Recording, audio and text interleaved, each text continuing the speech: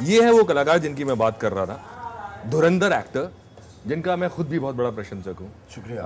संजय भाई, अक्सर आपने देखा होगा थोड़े बाल सफ़ेद और मूछें सफ़ेद दाढ़ी, लेकिन ये दूसरा रूप है एकदम। विग आपने लगाया हुआ है। मैं आपको बता दूं, फिल्मों का ये बहुत बड़ा हिस्सा होता है कि आपको गेटअप लेने के लिए बहुत सारे चेंजेस करने पड़ते हैं। थोड़ा यंग नज़र आ रहे हैं आप। हाँ, इस फिल्म को लेकर के थोड़ा यंग होना था मुझे। बच्चे पहचान नहीं पा रहे हैं घर में कि ये कौन आ गया है, पापा कहाँ है। बिल्कुल। पर मुझे ये बताइए संजय भाई कि आपने इतना लंबा आपका सफ़र है, 1991 से आप मुंबई में हैं, 100 के आसपास आपने फिल्म्स और टीवी दोनों मिला के अगर मैं कहूँ तो की हैं।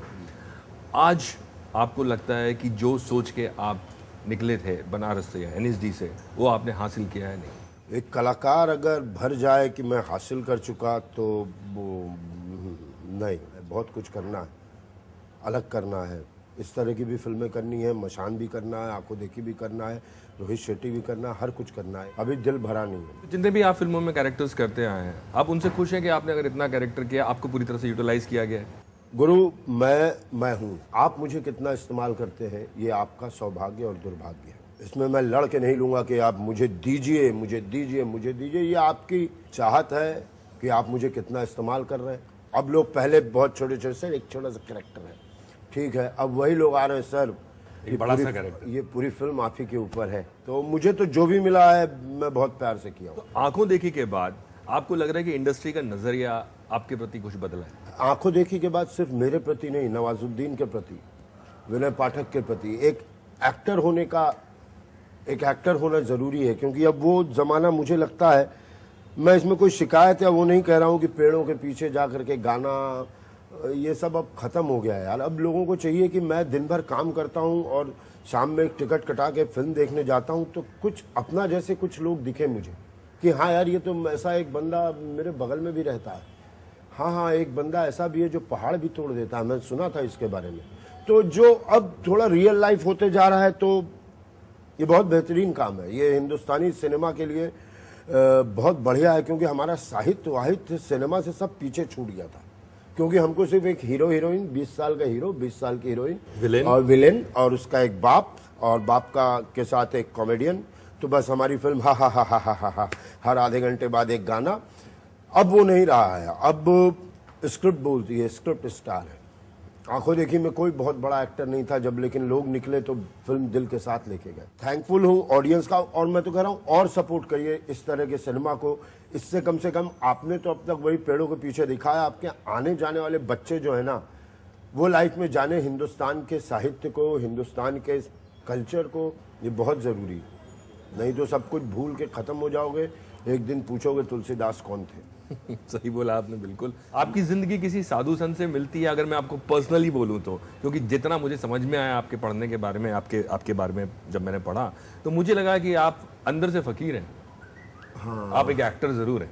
हाँ, थोड़ा मुझे ये सब पसंद है, एक खुलापन, एक लाइफ में अनसर्टेनिटी होना कि नहीं, पता नहीं क्या। जिस दुनिया में आपको ऊपर वाले ने भेजा है, वो दुनिया पूरी तरह निहार तो लूँ, नहीं तो उनको पास जाके क्या जवाब दूंगा कि गुरुजी मैं तो सिर्फ यही कमाने में लग गया, नकली नोट है। इंडस्ट्री में आने से पहले जब आपने एनएसडी किया, जैसा कि मैं दर्शकों को बता दूं कि आप 10वीं क्लास में शायद 2 बार फेल हुए। जी, तीन बार पास ही नहीं हो पाता था यार। मुझे अकबर से कोई मतलब नहीं था, मुझे मतलब था कि वो रहता कैसे, वो खाता क्या, उसके लिए खाना कितने लोग बनाते होंगे। आज तक मुझे हिंदुस्तान ने समझाया नहीं कि तानसेन कहाँ का था, किधर का था, क्या था उसके।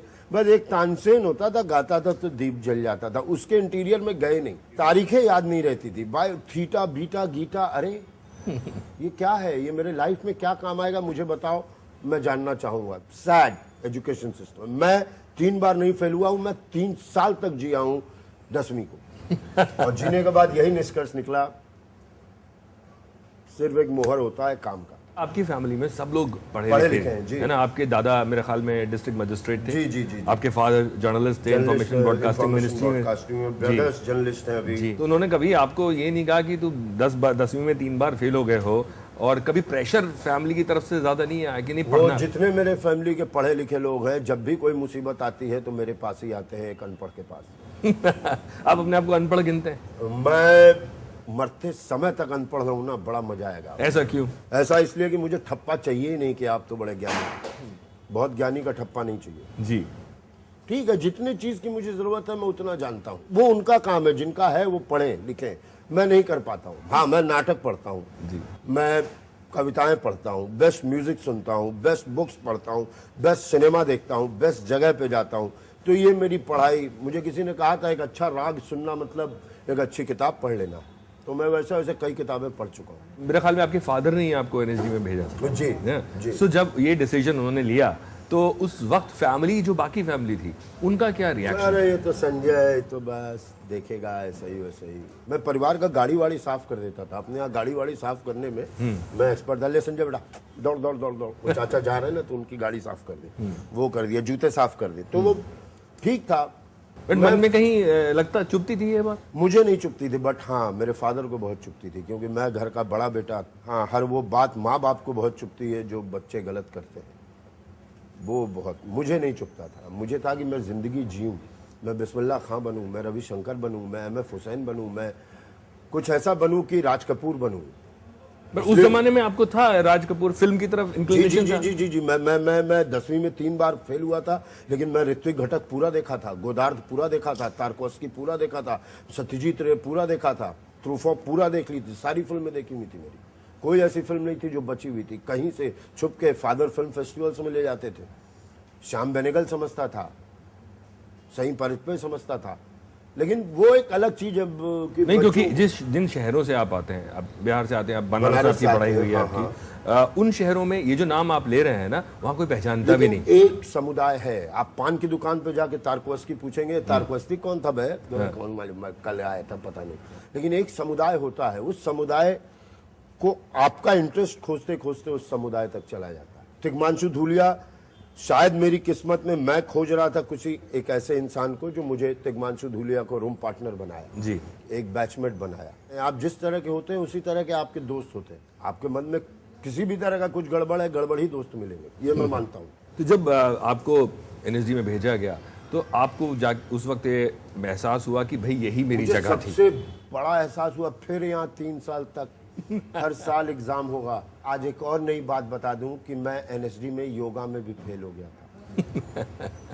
मेरे क्लासमेट्स मुझे खिड़की से बता रहे थे, ओ मयूर आसन ऐसे कर, ऐसे कैसे ऐसे, उसमें फेल हो गया था, योगा में फेल हो गया। फाइनली तो पास हो गया। तभी तो पास आउट हुआ, लेकिन मैं डिप्लोमा लेने नहीं गया वहाँ। लेकिन अगर थिएटर के एजुकेशन सिस्टम की हम बात करें, वो ठीक लगी आपको? दुनिया में हर तरह के लोग हैं, सही बात। कोई जरूरी नहीं कि हर एक को एजुकेशन सिस्टम पसंद आए। मुझे ड्रामा स्कूल में कुछ नहीं मिला। ड्रामा स्कूल में मुझे किताबें मिली और दोस्त मिले, इरफान भाई जैसे सीनियर मिले, तिशु जैसा, विनीत जैसा, ये लोग अपने बैचमेट मिले, आशीष विद्यार्थी मिले। इन लोगों को देखा मैंने कि हाँ यार ये ज्यादा आंखें खोल रही थी, ना कि टीचर के सबक।